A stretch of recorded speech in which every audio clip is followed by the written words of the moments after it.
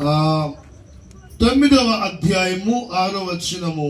ఎప్పుడు కూడా ఈ డిసెంబర్ నెల వస్తే ఈ వాక్యాలు చదువుతూ ఉంటాం, వాటిని నెమలి వేసుకుంటూ ఉంటాం. ఈరోజు కూడా అదే చేద్దామని నేను మీకు తెలియజేస్తూ ఉన్నాను. దేవునికి స్తోత్రం. చూడండి, యెషయా గ్రంథము 9వ అధ్యాయం 6వ వచనము ప్రారంభించబడదాం.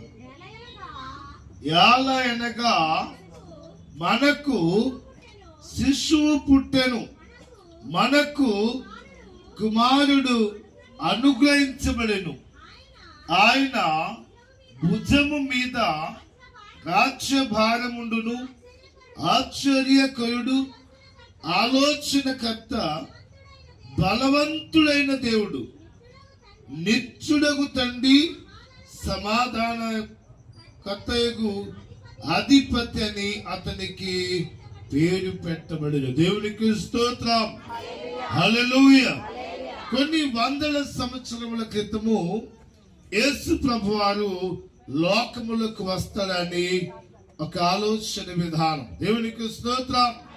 హల్లెలూయా.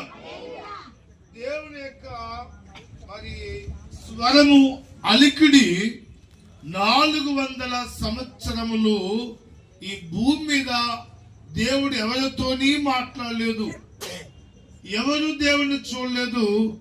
భూమి మీద దేవునికి మరి ఎందుకు ఆలోచన బంద్ అయిపోయింది అనేటువంటి విషయాలు మనం నేర్చుకుంటున్నాం. దేవునికి స్తోత్రం. కాబట్టి 400 సంవత్సరాలు కూడా ప్రజలు దైవత్వం కొరకు ఎదురు చూస్తూ వచ్చారు, దేవుని కొరకు ఎదురు చూస్తూ వచ్చారు.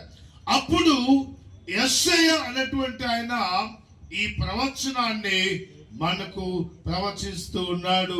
యాలైనగా శిశువు మనకు పుడతాడు అనేటువంటి మాట. ఎందుకు పుడతాడనే విషయాల మీద మనం మాట్లాడదాం. దేవునికి స్తోత్రం. హల్లెలూయా. యాలైనగా లేక ఎందుకు మనకు శిశువు పుడతాడు, అనుగ్రహించబడతాడు.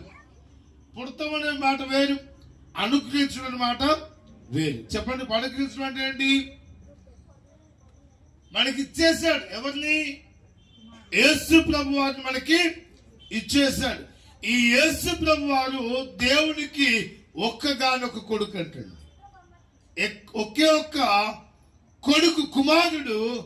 ఆయన భూమి మీద మానవుల కొరకు ఆయన దానముగా ఇచ్చాడు. దేవునికి స్తోత్రం. హల్లెలూయా.